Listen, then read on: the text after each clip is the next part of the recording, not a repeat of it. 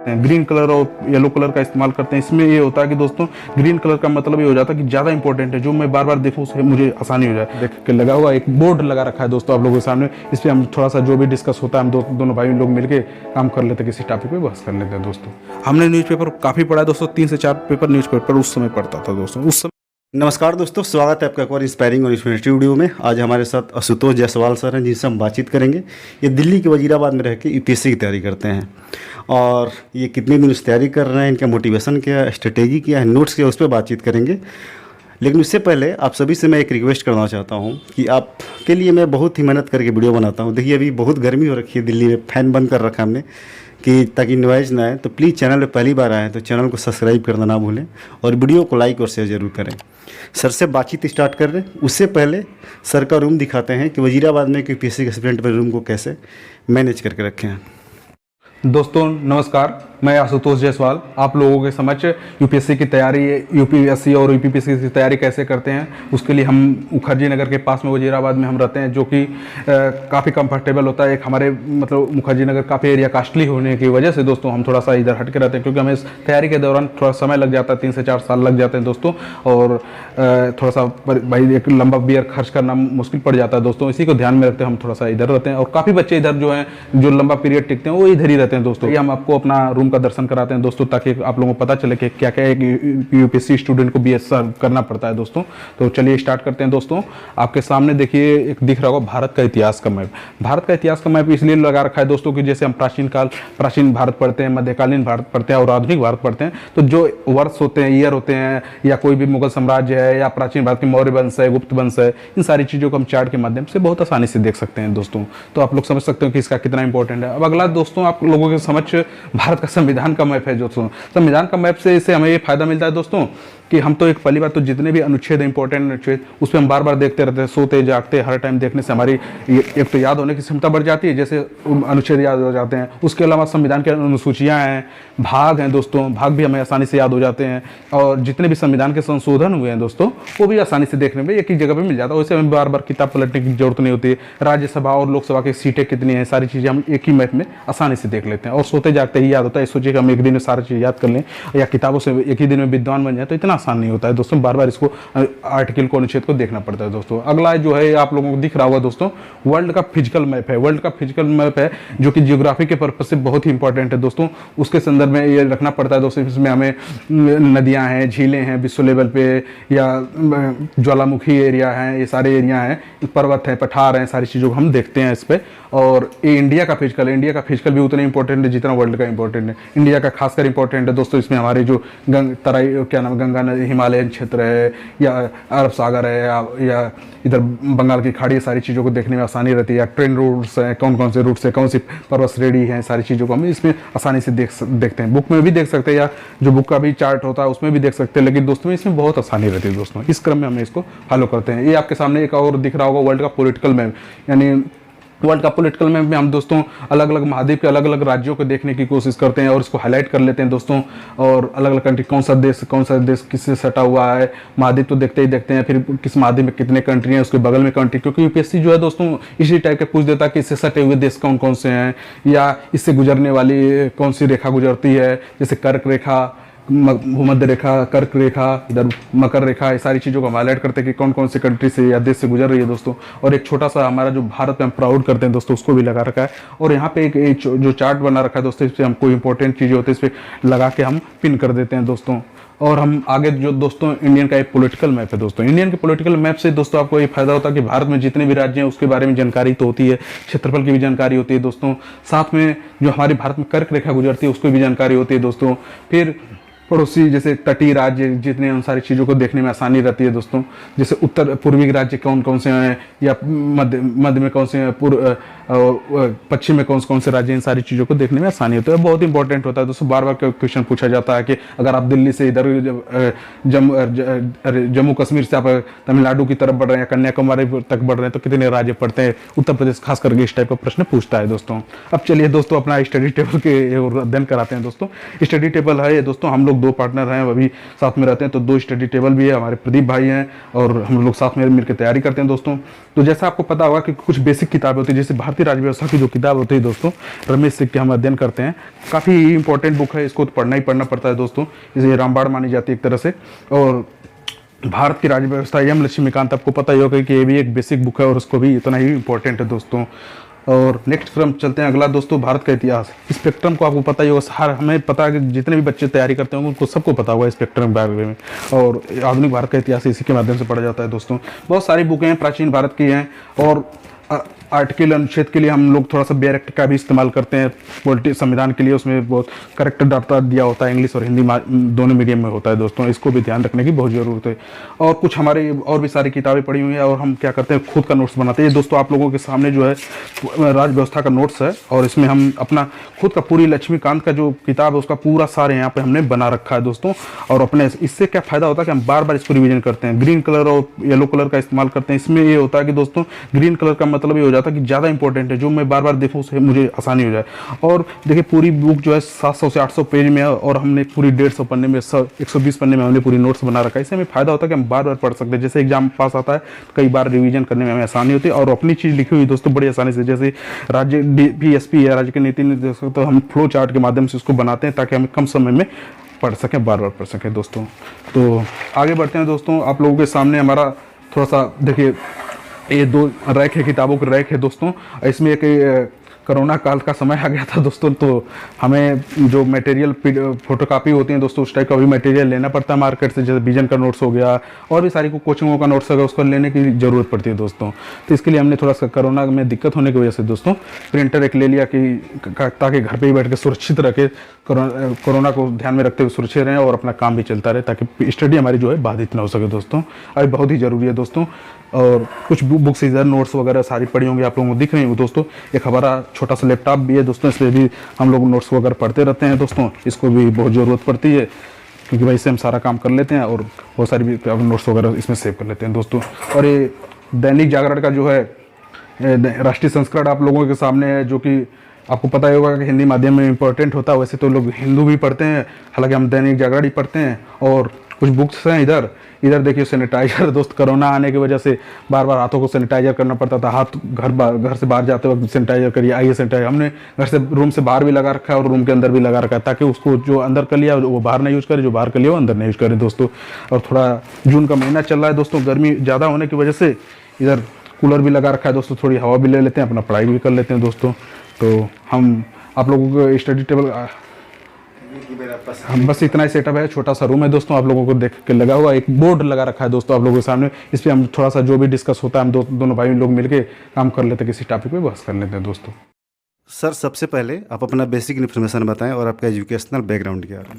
दोस्तों मेरा नाम आशुतोष जायसवाल है, मैं उत्तर प्रदेश के आजमगढ़ ज़िले में रहने वाला हूं, और मैंने हाई स्कूल बेसिकली गांव से ही किया हुआ है, और उसके बाद इंटर भी हमने गांव के से कस्बे से में से किया है। उसके बाद मैंने बरेली से, चूँकि बरेली आने के पीछे एक मोटिव था, क्योंकि मेरे भाई जो थे वहीं तैयारी नौकरी की जॉब करते थे, इस वजह से मैंने बरेली से ही ग्रेजुएशन किया। ग्रेजुएशन में मैंने बीकॉम किया है दोस्तों। उसके बाद मैंने बरेली से ही एमकॉम किया 2015 में, और उसके बाद से मैं तैयारी भी कर रहा हूँ और साथ में अपनी स्टडी भी कर रहा हूँ दोस्तों। सर जैसा कि आजकल बहुत यूपीएससी एस्पिरेंट जानना चाहते हैं कि जो रह के दिल्ली में तैयारी कर रहे हैं, यूपीएससी एस्पिरेंट जो है उनका एजुकेशनल जो बैकग्राउंड रहा है उनमें उनका परसेंटेज कितना रहा है।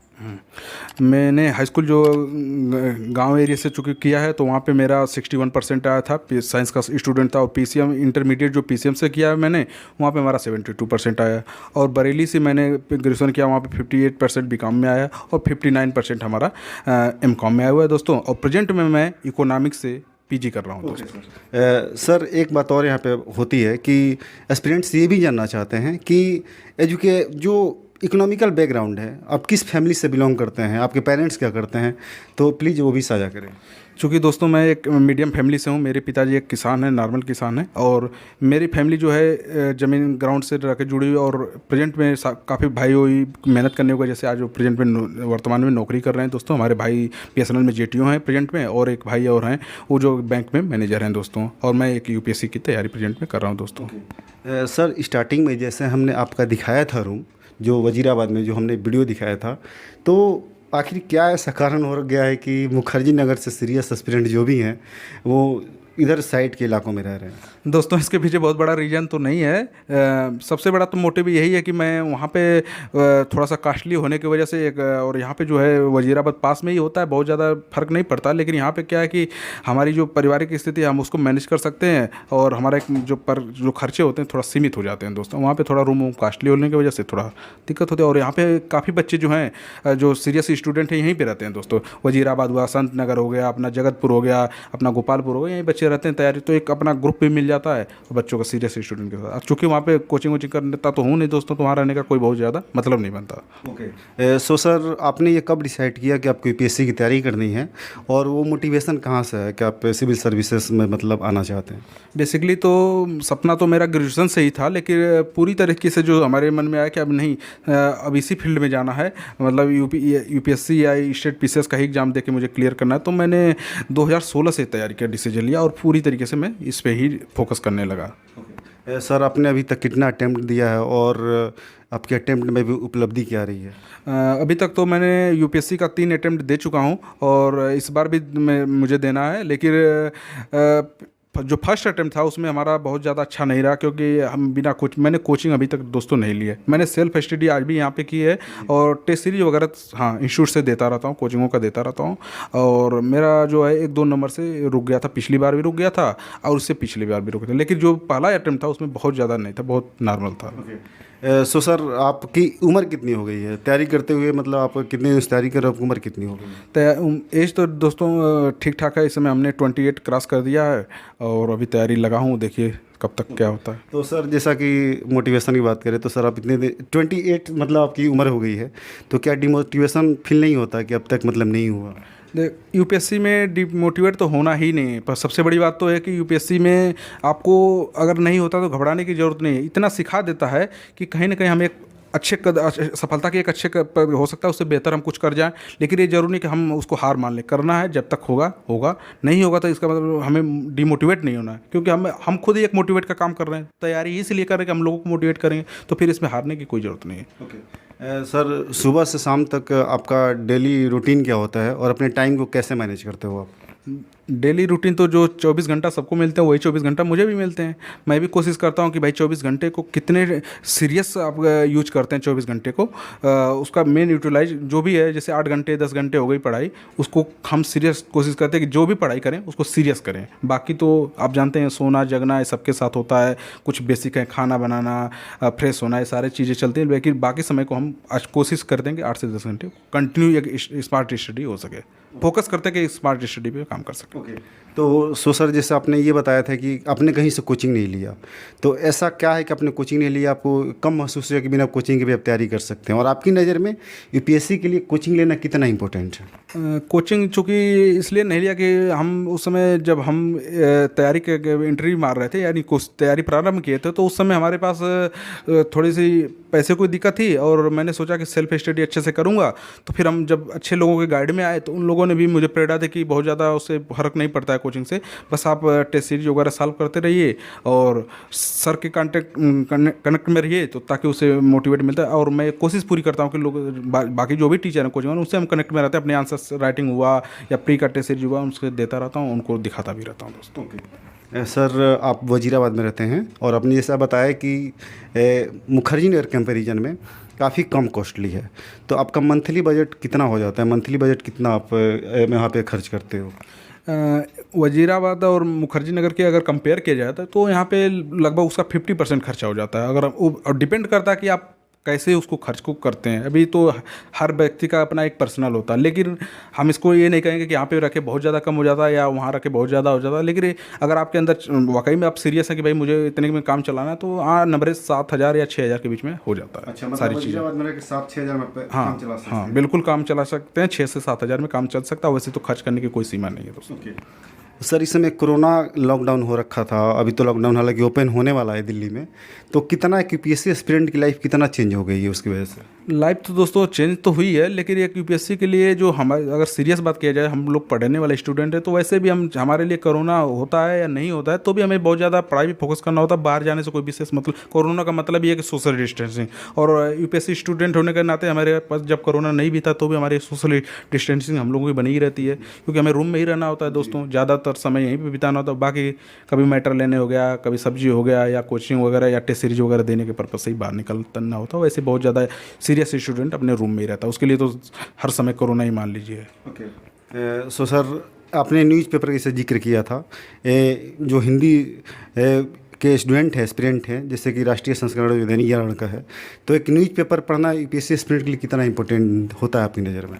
देखिए, न्यूज़पेपर का एक बहुत बड़ा इंपॉर्टेंट है, चूँकि हमने कोचिंग ना करी, इसके पीछे भी एक रीज़न है दोस्तों। कोचिंग क्योंकि हम चूँकि 2007 से ही न्यूज़पेपर के हम बहुत प्रेमी हैं।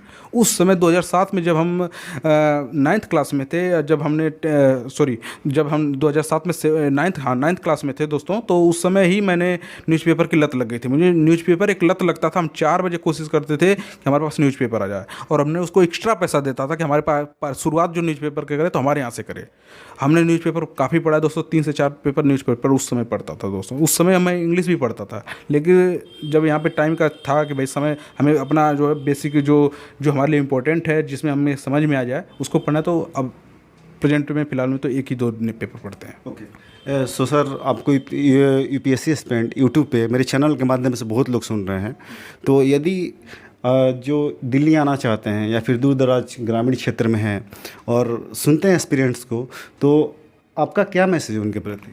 जितने भी बच्चे, चाहे वो ग्रामीण में हों या शहर में हों या दूर दराज हों, दिल्ली नहीं आ सकते हैं, या इलाहाबाद दिल्ली हुए नहीं आ सकते हैं, तो मैं उनको यही मैसेज देना चाहूँगा कि आज का जो डिजिटल युग आ गया है, और बहुत सारी डिजिटल युग में आपने देखा होगा कि सारी चीज़ें नेट पे उपलब्ध हैं। आप घर पे भी बैठ के अपना एक रूम अलग से तैयार करके उस शांत वातावरण में, भाई कोई डिस्टर्बेंस ना हो, तो वहाँ से भी एक अच्छी तैयारी की जा सकती है। नोट्स वगैरह आजकल सारी चीज़ें उपलब्ध हैं, बस डिपेंड करता है कि आप उसके प्रति कितना सीरियस हैं दोस्तों, समझ रहे हैं। बिना सीरियस के तो आप यहाँ भी रहेंगे तो भी कुछ नहीं होगा। और ये कभी मन में भ्रम नहीं पालिएगा कि मुखर्जी नगर रहने या दिल्ली आने से ही हमारा सपना पूरा होगा। हाँ, ये ज़रूर है कि सहायक हो सकता है हमारी सफलता में। अगर भाई 10 दिन लगते हैं तो वैसे 8 दिन में ही भी हो सकता है, लेकिन एक कतई मन में भ्रम नहीं पाना कि हमारा वहीं पे होगा। हम घर पे भी रखें, एक अच्छा से इन्वायरमेंट क्रिएट करके कर सकते हैं दोस्तों। Okay, thank you so much sir, आपने कीमती समय निकाल के हमसे बात किया। दोस्तों, उम्मीद करता हूँ आपको वीडियो बहुत अच्छी लगी होगी, इन्फॉर्मेटिव लगी होगी। और वजीराबाद में, संत नगर में और नेहरू विहार में, गांधी विहार में लोग क्यों रहते हैं, एस्पिरेंट्स क्यों रहते हैं, सर ने काफ़ी अच्छे से एक्सप्लेन किया है कि मुखर्जी नगर कंपेरिजन में काफ़ी सस्ता हो जाता है। तो वीडियो को लाइक करें और चैनल को सब्सक्राइब करना ना भूलें, और सर के लिए ऑल द बेस्ट जरूर लिखें। सर, बहुत बहुत धन्यवाद।